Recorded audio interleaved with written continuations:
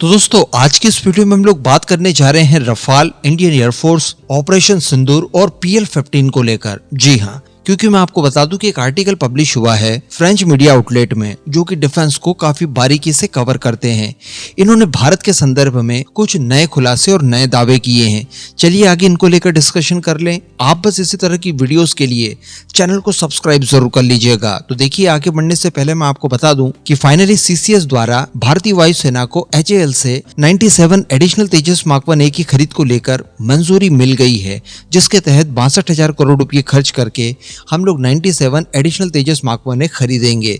तो 83 पहले, 97 अब, तो टोटल मिलाकर नंबर हमारे पास 200 का हो जाएगा। 200 बहुत ही ज्यादा हाईटेक कैटेगरी वाले विमान भारतीय वायुसेना में शामिल हो जाएंगे। और जिस तरह की हमारी कैपेसिटी है बनाने की और जिस तरह से इनके ऊपर काम चल रहा है, संभावनाएं दिखाई दे रही है कि वर्ष 2031-32 तक पूरे के पूरे 200 तेजस मार्क 1A बनकर तैयार हो जाएंगे। इंजन्स की जो प्रॉब्लम थी वो काफी हद तक शॉर्ट आउट हो चुकी है। अमेरिका ने डिलीवरी शुरू कर दी है, 2 डिलीवर्ड कर दिए गए हैं। तीसरे की बात की जाए तो इस महीने के अंत तक वो भी मिल सकता है। इसके अलावा साल खत्म होने से पहले 10 और इंजन हमें मिल जाएंगे और फाइनली एक ऐसी स्थिति आएगी जब ये हर महीने 2 इंजन हमें डिलीवर्ड करेंगे। इसके अलावा HAL द्वारा भी लगभग 11 तेजस मार्क 1A बनाकर तैयार कर दिए हैं, जिसमें से 10 बेंगलुरु की फैसिलिटी में बने हैं, तो वहीं पर 11वां नासिक की नई फैसिलिटी में बना है। और बताया जा रहा है कि जल्द इनकी डिलीवरी भी शुरू होने जा रही है। हो सकता है कि आने वाले सप्ताह में हम लोग इनसे वेपन टेस्टिंग का एक दौर देखें, उसके बाद डिलीवरी हो, या फिर डिलीवरी हो जाए उसके बाद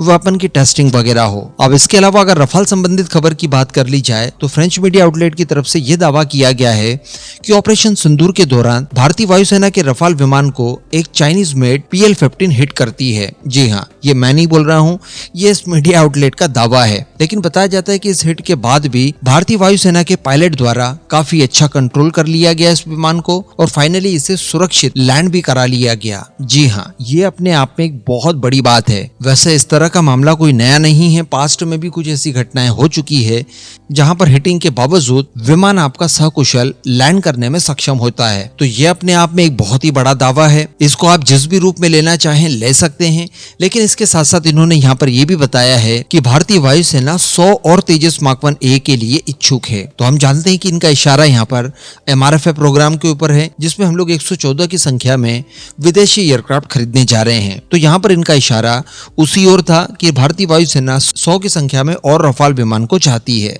तो अब इसमें कोई दो मत नहीं है कि रफाल विमान भारत की रिक्वायरमेंट्स को फुलफिल करता है, बहुत अच्छे से करता है, और वो सारी चीजें इसके अंदर है जो कि हमें मॉडर्न वॉरफेयर के लिए चाहिए। तो अगर भारतीय वायुसेना MRFA में रफाल विमानों का सिलेक्शन करती है तो इससे अच्छी कोई दूसरी बात हो नहीं सकती।